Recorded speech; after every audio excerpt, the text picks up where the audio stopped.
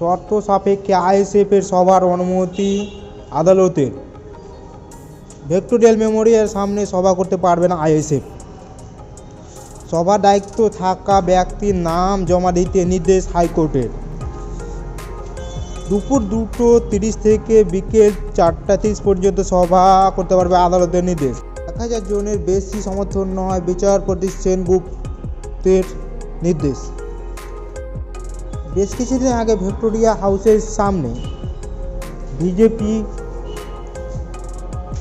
সমাবেশ করেছিল। এবার আইএসএফ সভা করতে পারবে এমনই নির্দেশ দিলেন হাইকোর্ট। এবং এ থেকে বোঝা যাচ্ছে যে কোনো দল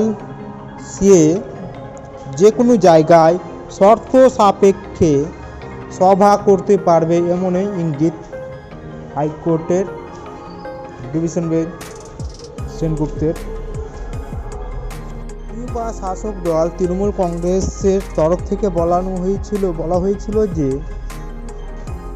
ভিক্টোরিয়া হাউসের সামনে সভা তাদের একটা ঐতিহাসিক বিষয় রয়েছে, কিন্তু তার খারিজ করলেন হাইকোর্টের বিচারপতি সেনগুপ্ত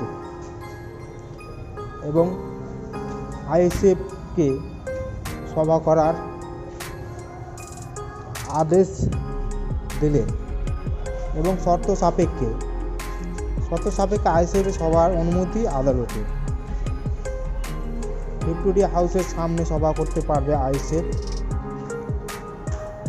সবার দায়িত্ব থাকা ব্যক্তির নাম দেওয়ার নির্দেশ হাইকোর্টের। এবং দুপুর 2:30 থেকে বিকেল 4:30 পর্যন্ত সভা করতে পারবে। 100 জনের বেশি সমর্থন নয় বিচারপতি সেনগুপ্তের নির্দেশ।